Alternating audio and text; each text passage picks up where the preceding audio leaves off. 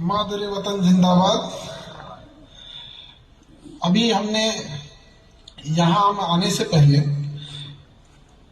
सोचे कि छोटे बच्चे हैं, स्कूल के हैं, क्या प्रेजेंटेशन देंगे। लेकिन जब यहाँ प्रेजेंटेशन देखे हम बच्चों का, तो हम ये कह सकते हैं कि आने वाले 10 साल 20 साल बाद ऐसा हमें देखने को मिलेगा कि किसी भी बड़े ऑफिस, बड़े डिपार्टमेंट में यहाँ के बच्चे जरूर देखने को मिलेंगे। जितना इन लोगों का जो जज्बा देखे हम, छोटे बच्चों बच्चियों सबका यहाँ पर। हम बिहार से आते हैं जहाँ युद्ध से पहले बुद्ध को पढ़ाया जाता है, जहाँ मजनू नहीं माझी की कहानियां पढ़ाई जाती है, जहाँ उगते सूरज के साथ साथ डूबते सूरज को भी हम लोग पूजते। हमारे वहाँ एजुकेशन का जब हम लोग देखे तो 2 लाख 2.5 लाख फीस हुआ करती थी आईएएस की, और 1.5 लाख 1.25 लाख फीस होती थी पीसीएस की। ये गरीब का बच्चा दम तोड़ देता था ये सपना देखने से पहले ही कि वो कभी डीएम की कुर्सी पे बैठेगा। एक अमीर बच्चा ही बैठ सकता था, तो क्या गरीबी दूर करेगा जिसने गरीबी देखा ही नहीं। तो हम वहां से शुरू किए कि हमें ये था कि हम एक गरीब के बच्चे को भी उस जगह पे बैठाएं जिसने गरीबी को किताबों में नहीं बल्कि जी कर देखा है। वहां से हमने शुरुआत किया। शुरुआत बहुत मुश्किल होती है। आज के टाइम पर यूट्यूब पर 2.5 करोड़, एप्लीकेशन पे 1.5 करोड़, और डेली क्लासरूम में आके 50,000 बच्चे पढ़ाई करते हैं। और हमारे यहाँ से शुरू हो जाती है पढ़ाई 200 रुपए में, और आज हमारे यहाँ वो बच्चे भी पढ़ सकते हैं जिनके माँ बाप ठेला लगाते हैं, सब्जी बेचते हैं। हमें बड़ा खुशी हुआ इस बात को बताते हुए कि हमारे यहाँ से एक बच्चे थे रविराज, वो आज आईएएस ऑफिसर है और कंप्लीट ब्लाइंड, आंख से कुछ भी नहीं दिखता है, कुछ भी नहीं दिखता है। तो ये बताता है कि इंसान अपाहिज दिमाग से होता है, अंग से नहीं होता है यहाँ पर। वैसे ही जब यहाँ उम्मीद एकेडमी की शुरुआत हुई तो वली रहमानी साहब जब यहाँ से शुरुआत किए थे, तो जो हमने इनका वो छोटा सा वीडियो क्लिप देखे थे जिसपे ये 100 रुपए मांग रहे थे, तो पहला हम शुक्रिया वली साहब का करने से पहले उन लोगों का शुक्रिया अदा करते हैं जिन लोगों की परवरिश इतनी अच्छी थी कि एक तालीम, एक स्कूल खोलने के लिए वो बढ़ चढ़ के सामने आए, ये जाने बिना कि ये आगे जाके क्या काम करेगा और क्या नहीं करेगा यहाँ पर। तो हम सबको ऐसे लोगों का शुक्रगुजार होना चाहिए।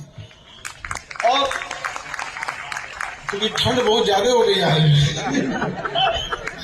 हमें लगा, हम कल आए थे तो इतना ठंड नहीं था यार तो ठंड की वजह से ना हमें लगा कि उतना ठंड नहीं हो गया। स्टेज भी खुला खुला है इस वजह से। तो छोटे बच्चे थे, उनको तो और ठंड लग रही होगी। हम जब इसको देखे तो पता चला कि 1 से 1.5 साल की मेहनत में इतना ज्यादा तैयार हुआ है। और साइंटिफिक ढंग से पढ़ाई, लैब को देखें, वहां ड्रोन टेक्नोलॉजी देखें, वहां रोबोटिक्स पढ़ाई करते देखें, दिल बहुत खुश हो गया। इसी सब पढ़ाई की जरूरत है। और जब तक हम दुनियावी तालीम को दूर भागते रहेंगे, याद रखिएगा कोई ना कोई आएगा कुचल के जाएगा। फिर उस वक्त उनसे लड़ने के लिए वही तालीम काम आएगी। क्यों बांट दिए हमने दुनियावी और दीनी तालीम? क्या हम नहीं कर सकते हैं?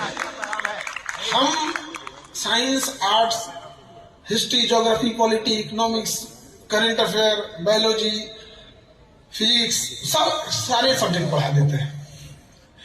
और ये पढ़ाने के बाद, दुनिया का सबसे बड़ा एजुकेशन चैनल खड़ा करने के बाद, हम ये बात कह सकते हैं कि दीनी और दुनियावी दोनों तालीम हासिल करने में कोई गुरेज नहीं है, और दोनों ही करना चाहिए।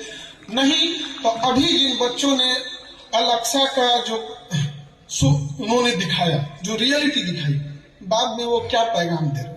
हमारी मदद करो, हमारी मदद करो। हम क्या मदद करें? जिस दिल्ली में जहां उर्दू बाजार हुआ करता था, जहां कहा जाता था कि रात 2 बजे अगर आपको कोई किताब चाहिए तो वहां मिल जाएगी, आज उस उर्दू बाजार में कबाब बिकता है, बिरयानी बिकती है, मटन बिकता है, स्टू बिकती है। हम क्या मदद करें? हमें क्या आता है? बिरयानी का मसाला दें? क्या दे हम वहां? तुम्हें टैंक से तुमको कुचला जा रहा है, हमसे मांग रहे हो, हम क्या दे सकते हैं? अरब देश जिस तेल पर खड़े हैं, तेल खत्म खेल खत्म। वो अपना ड्रिलिंग टेक्नोलॉजी भी नहीं रखे, हम क्या दें बताइए। एक बार अपने आप से दिल पे हाथ रख के पूछिए, आप दे क्या सकते हैं? दुआएं। तो ये सब चीजों को समझना। आज सोशल मीडिया उनके हाथ में है, जो नैरेटिव सेट करेंगे वो सेट हो जाएगा। Nothing is good, nothing is wrong, all about perception.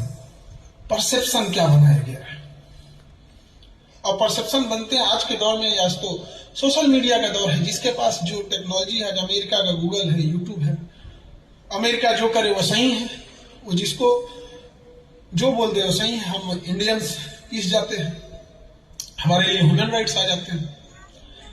तो ये चीजें हम लोग कहां से आएंगे? अभी अलक्सा मस्जिद की जो फोटो दिखाई गई, हम आपको बताते चलते हैं वो अलक्सा मस्जिद नहीं थी।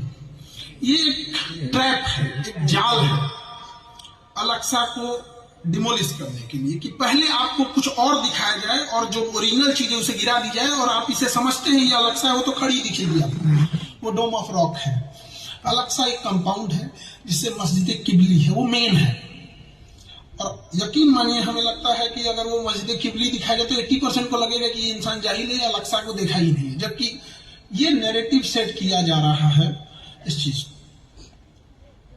खैर, अब हम अपने आते हैं, क्योंकि हम इस सब चीजों के एक्सपर्ट नहीं है, बट जो हम आपको बताते हैं एजुकेशन वाले, थोड़ा सा सॉल है, हमको ठंड लग रही है ज्यादा, माफी चाहेंगे।